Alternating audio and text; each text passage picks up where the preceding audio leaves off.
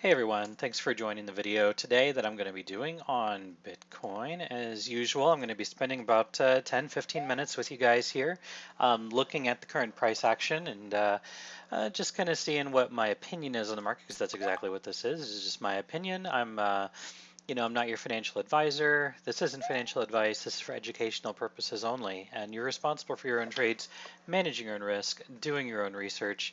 And okay, I think that's all the disclaimers that I have to disclose to you. So let's go ahead and move over to the charts as long as my machine is cooperating with me. Okay. So a couple things here. Of course, I've had to make some changes to my model on Bitcoin, at least on a semi-macro scale. It's kind of looking here, at daily time frames and whatnot.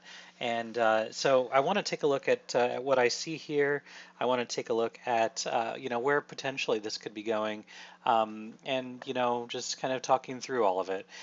So first off, I do like to put Elliott waves into things because it really does give you some insight as to where things could be going. And I think what we are working on finishing here, we're working on finishing a third wave, which means we're likely going to pull back just a little bit, and then we're going to have our thrust move up into the wave 5 territory. Now, when you're looking at this, I do like to take a look at the amount of time it takes to complete a move. And what I've got here is we've got our time right here. So the amount of time it took to correct wave 1 to wave 2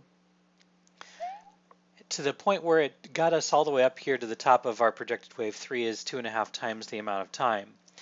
But what I want to measure actually is the amount of time it's taken us to correct wave 4 compared to the amount of time it took us to correct wave 3. So let me move this up here. So basically what I'm doing is I'm measuring the length of wave 2 projected from the top of wave 3. And it looks like it took about half the amount of time. Just slightly under half the amount of time it took us to correct wave 4 than it took us to correct wave 2. And that's really kind of what you're going to be looking for. You're going to be looking for something that doesn't take as much time to correct, but you don't want it to be like too short, right? You don't want it to be, a too compressed timeline. So, basically, this wasn't the end of the correction. That wouldn't have made any sense. So, we wait for this A wave and then the B wave to complete, and then we come down here for the C. And if you were watching my videos back on, on January 20th, 21st, I was taking a look at this and I said, okay, now we're going to be going down for the C wave. We're going to be coming down, and we were again kind of plotting this hot box in the days, days after that. This was looking like a good place to complete this fourth wave. And again, I'm just going to show you where I got that from. And we use our Fibonacci retracement to get this. And we're basically going to be measuring the bottom of wave 2 to the top of wave 3, right out there, and we're expecting this to come down to the 382. And I mean, you can see we rammed our head on this 1, 2, 3, 4, 5, and probably more times than that. I'm looking at a 3-hour time frame. We sat there for from January 23rd all the way through January 25th. So it was about 2 days we sat here at this 382.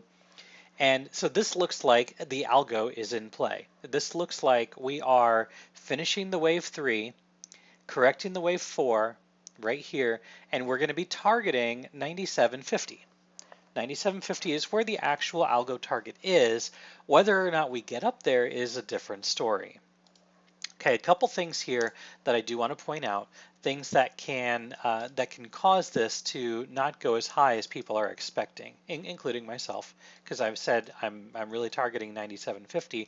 But let's talk about a couple things that have to work out, and a couple things that we have to pay attention to. I'm trying to get all of this in here. So right up here at about 97.50 or so, that's going to be basically where we're going to be looking at for the top of this move. So let me just go ahead and get this on here. This is the top from where we are, where we're looking for this to finish. All right, so first things first, we had a really deep retrace on this wave 2. Really deeper than one would have wanted or expected.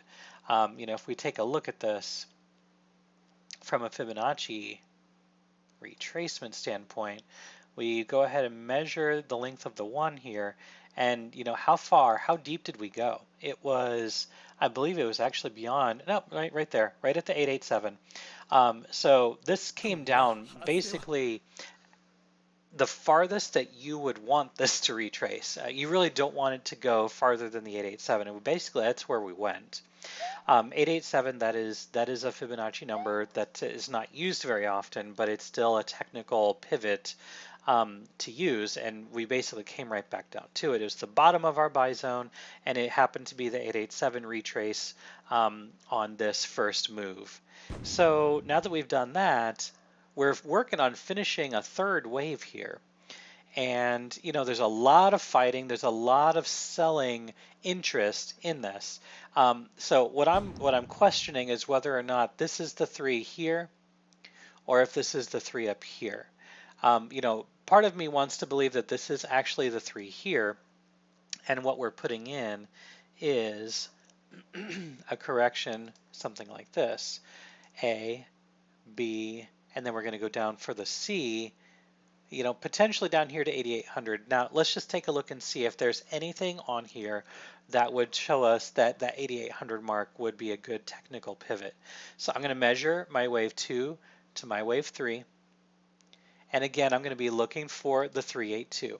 And this brings us right down here to $8,805. So basically 8,800 is where this could come back to.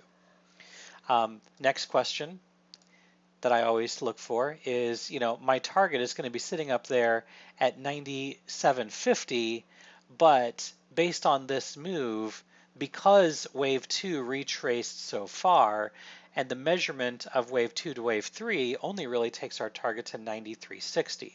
So, a couple things here. One, this assumes this A, B, C, so this expanded flat would bring us back down here to 8,800. And what this would allow for a move up to almost 9,400, not quite. Okay. We're still finding support here on the hourly 21 exponential. But what I do like to take a look at, I like to take a look at the 3 hour, and the 3 hour 21 exponential just happens to be right there. So the question here in the YouTube chat is, why would I want it to come down? Because price action doesn't move in one direction only. It moves in, it moves up and it moves down, and you have to be ready for all of these scenarios, and also to know when a trade is invalidated. If we do happen to come down and close below 8,800, chances are pretty good this is the top, and we are probably going to pivot, and we're going to see lower prices. And then, of course, we also have the fact that if it does come down here to 8,800 and it does pivot down here, we do have a technical target here of 9,400. And then we have, ultimately for an extension, which would be the bullish scenario, an extension to take us up here to 97.50. One way or another, I'm expecting there to be heavy resistance in this area for multiple reasons. And if I go down to a daily time frame, we can go back and take a look at our history here and see what kind of macro resistance we would be expecting to see in this range. All right, so we've got 93.60 to 9,400 up here to 97.50. So we've got this range. I'm going to go ahead and highlight this, and I want to see what kind of resistance we have in this zone. So right here, up to right here. So we've got our technical targets, and what we can see here, and it's very clear to see this, we have support, support, support, support, support, support, and then monster resistance, and then we stayed here. We couldn't break above this back in November, and now we're just coming up here and testing this again. So I would say that this is still going to be heavy resistance, and I do think that we will see a pullback at a minimum from here.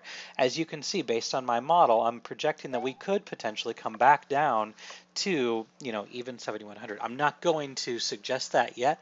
We have to wait for the current price action to finish and show that we have a pivot to determine whether our target down here, 7,100, is valid, or if that is, if that's a shot in the dark. So we're going to have to wait for this to come into play. Do I think coronavirus is having effect? I mean, I don't like to trade based on news. I think that it's foolish to trade based on news. The price action back at the pivot of the new year was setting up this move. Coronavirus wasn't in the news back then, and if anything, I think this is just an excuse. So I wouldn't say that coronavirus is having an effect on crypto markets, or even, to be completely honest, traditional markets as well. The pullback that we had on the S&P and Dow Jones over the last couple days, again, couple days, coronavirus is something that really has only become mainstream here in the last few days. But you could see SPY starting to pivot to the downside over the last last week or so. We could see this coming. It was due. We were needing to have that. So I wouldn't say that coronavirus is the reason for this price action. I will say that people are using it as an excuse, and there's nothing wrong with that. But that's just my opinion, though. I don't like to trade based on news.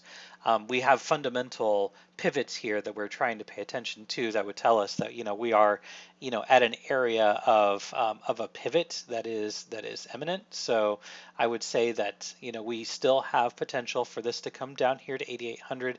I am interested in buying at 8,800 and then to take this up to somewhere between 9,400 and 9,750. Probably what I'll do is I'll take about half of my profit here at 9,400, and I'll probably take half of that at 9,600, and I'll take the rest at 9,750. I'll leave my runners for the top target, which is going to be that 9,750, but I will go ahead and be taking some profit along the way.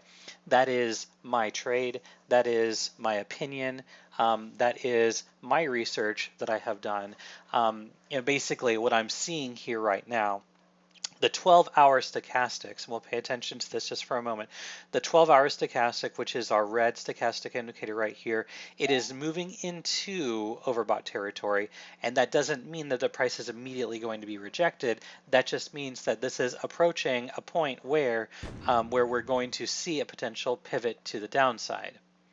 And our hourly and our 3-hour stochastic is also showing overextension, and it has been like that for a while, and the hourly stochastic hasn't gone into the neutral zone since January 26th. So for 2 days, the hourly stochastic, sorry, that's the 2-hour, I apologize. Let me go down to the hourly here because the hourly has been bouncing just a little bit. There we go.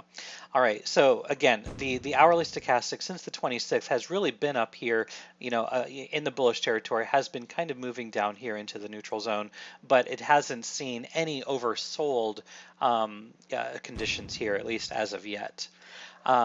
Again, looking to move down here to 8,800. That's going to be our 382 on this move. If this is the potential A, B, C, so an expanded flat, if it so happens that this is the top of R3, then our target, becomes about 8,835. So somewhere between 8,800, 8,830 is where I'm looking for this to pull back to.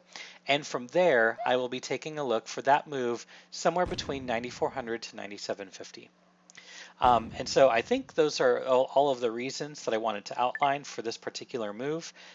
Still looking for the top, at least for the short term, to come in here in this green box range, and then from there we will evaluate. If it happens to blow through there, then there's something extremely odd happening, and I'm not really expecting that to happen. So again, looking for that move down here to 8,800 to 8,830, and then a move up to 94 to 9750. If you have any other questions, feel free to ask away here in the YouTube chat or in the Discord. If you need an invite to the Discord, go ahead and throw in a comment, and I'll get an invite code out to you.